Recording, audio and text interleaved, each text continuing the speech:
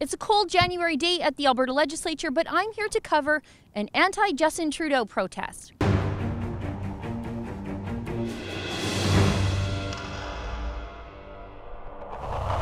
Remember the hijab hate crime hoax? A young girl and her mother claimed that an Asian male with a mustache tried to attack her on her way to school with a pair of scissors and then put a 30-centimeter long cut in her hijab. The nation was absolutely captivated. The left-wing media did no investigation whatsoever and believed the story at face value.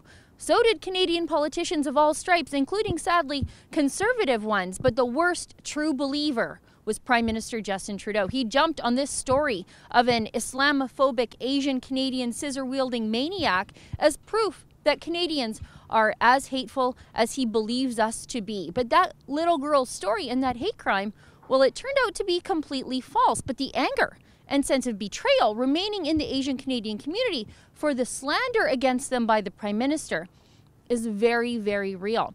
The Asian Canadian community has organized rolling rallies across the country. They're protesting against M103, the anti-blasphemy censorship motion, and they want an acknowledgement that their Prime Minister jumped on the bandwagon to blame someone in their community for a hate crime that didn't happen before the police could ever even investigate.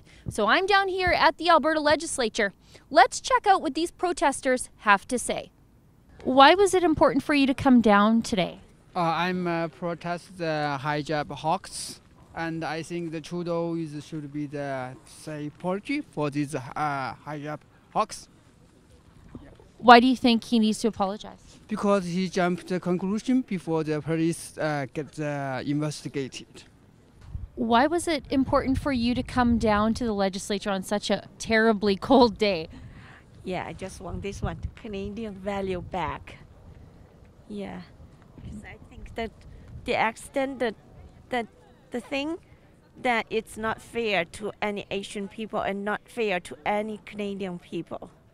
I think it's important anytime for any Canadian to have the right to express concerns over any motion, any mandate of any sorts.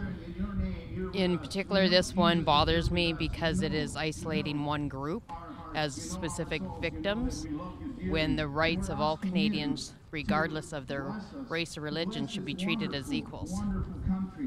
It's funny how that's controversial now. Yes. The rights for every citizens in Canada is not to put anybody above any others.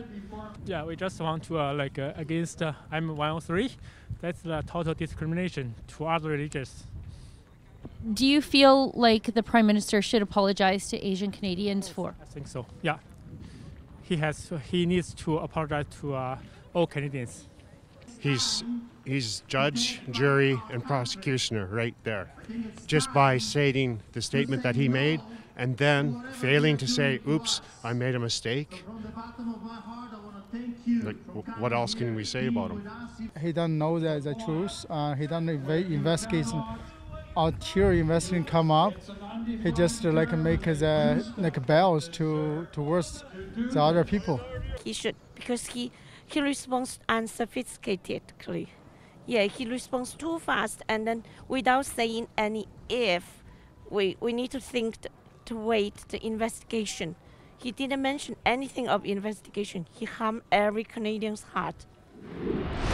Well, there you have it. It's -20 on the steps of the Alberta legislature, and about 40 hardy and very proud Canadians of all different backgrounds have joined together in defense of Canadian values and in defense of Canadian free speech. And of course, there was one obligatory misbehaved left-wing kook shouting everyone down and following me around and, of course, preventing me from doing my job like a total lunatic until the boys in blue stepped in.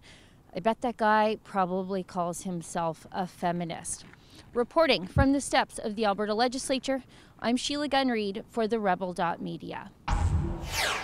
Now, did you know that I have my own weekly show here on The Rebel? It is called The Gun Show, and they actually let me be indoors when I talk to an interesting and underreported guest. To get access to my show and the rest of our amazing premium content, become a Rebel subscriber today.